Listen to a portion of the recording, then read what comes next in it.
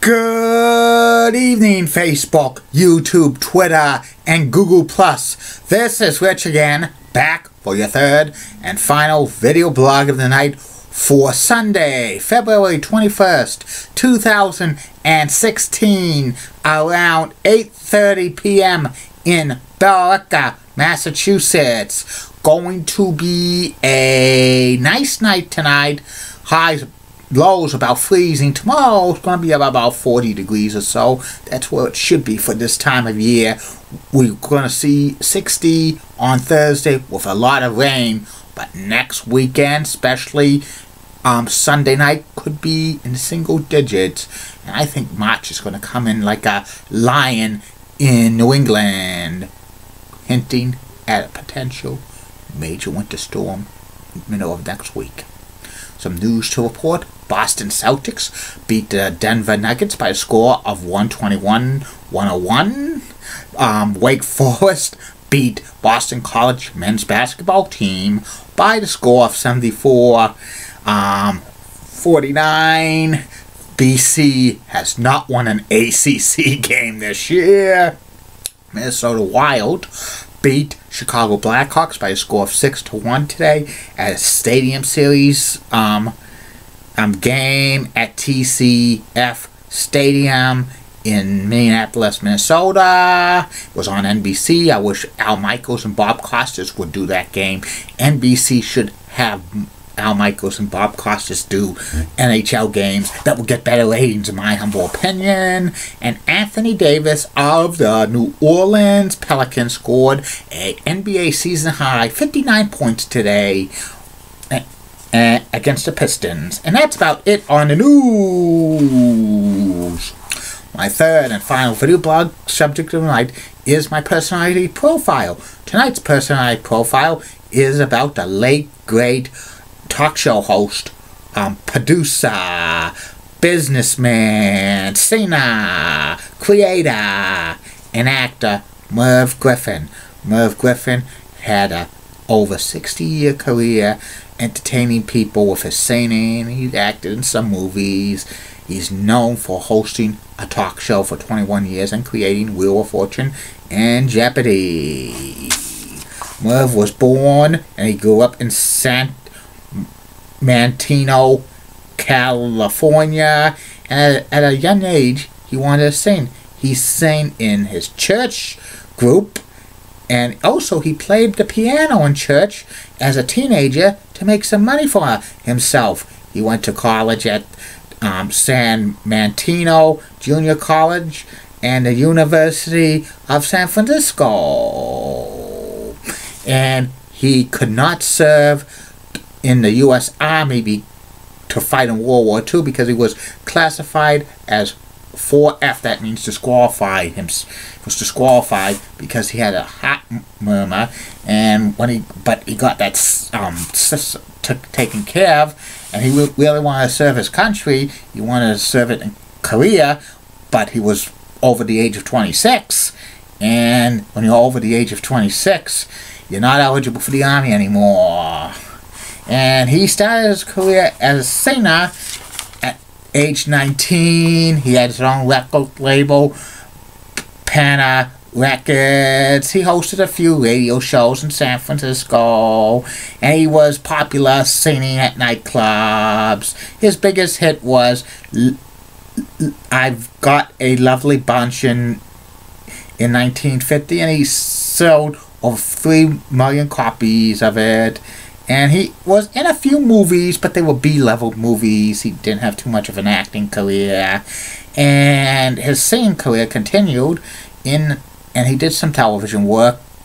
In the mid-1950s, Merv became a game show host. He hosted a few game shows, including Play Your Hunch, which was a Goodson Todman game show, and he also developed one and hosted one called Word for Word and Keep Talking, and he substituted host for 2 other Goodson Todman game shows, To Tell the Truth, when Bud Collyer was on vacation, and The Price is Right, when Bill Cullen was off. And He also was a panelist on To Tell the Truth and appeared as a mystery guest on What's My Line many, many times. Merv also had ideas for a few game shows. In 1963, he was playing a game with his then wife, and it was called What's the Question? They give you, he was saying the answers, you give me the question.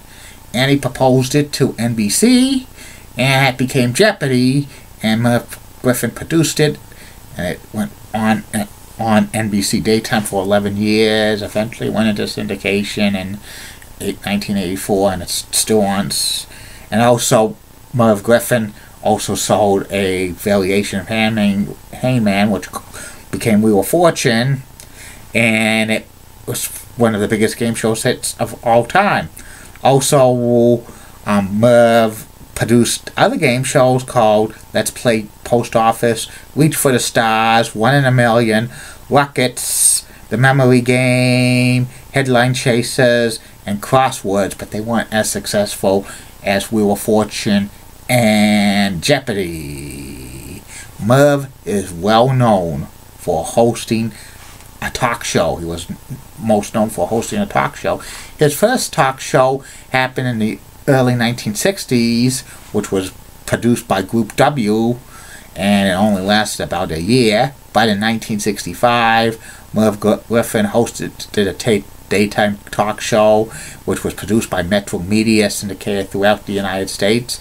It proved very successful, and he hosted it for 21 years. And he also did double duty for many months in 1969 and 1970 when CBS gave him a late night talk show to run opposite of Johnny Carson. But the Merv Griffin show on CBS did not dent any of the ratings for the Tonight Show with Johnny Carson, and it was off the air within a couple of years. And when Merv Griffin retired from hosting his own talk show in 1986, the last Merv Griffin show that aired the same date, he appeared on the Tonight Show with Johnny Carson for the first time. And also in 1986, Merv Griffin sold his production company to Coca-Cola and to Sony Pictures for reportedly $250 million. But Merv Griffin was given like executive producer and creative consultant for Wheel of Fortune and Jeopardy, and Merv used that money to go into real estate. He bought the Beverly Hilton's Hotel and other hotels and other casinos. He became good friends with Donald Trump, and he did that for the rest of his career, eventually retiring.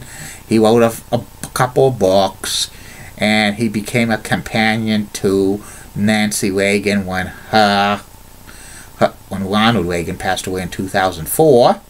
And Merv Griffin for many years battled prostate cancer, but he recovered from it, but it recurred again in the mid-2000s, and he passed away at the age of 82 in August of 2007, just weeks before his last game show he produced, Merv Griffin Crosswords, premiered in syndication, which only lasted 1 year. And Merv Griffin had an amazing career in the world of Hollywood, from singing to doing some acting, and to hosting and producing game shows, and to hosting a talk show. He became it all, and he cashed in, and he became involved in real estate, which made him even more money. And he's probably one of the best of all time for whatever he did. That's about it on Merv Griffin. And that's about it on these video blogs: Facebook, YouTube, and Twitter, and Google+. Tomorrow, you get the same 3 video blogs, 3 video blogs a day, different subjects. First video blog subject will be the top 10 cities that the ECHL should expand to or move to in the near future. Second video blog of the day will be about my take on a proposed education things for high school students that if I ran high schools, I would make proposals for education, what requirements the students should have. And the third and final video blog of the night will be about Hockey Night in Canada host Ron McLean, which that's my last personality profile for February. March personality profiles. It's going to be awesome with big men of wrestling, because Vince McMahon used to be obsessed with big men. He would give them big pushes, just like I'm kind of a little bit obsessed with cute leggy blondes. And you know who I'm talking about. And also, this week, some great video blogs coming. I won't tell you what they are. I can't spoil it for you because I'm not here to do spoilers. But there's a possibility of dirt sheets being a subject. Wrestling newsletters. Keep calm, everybody. I'm a Julie Button guy. Molly Rosenblatt of WCCO rocks and has nice legs. Elizabeth Hart's so stunning. She's the best. And Amy Swensey's awesome. And in the words of the pet hell last week, no bus.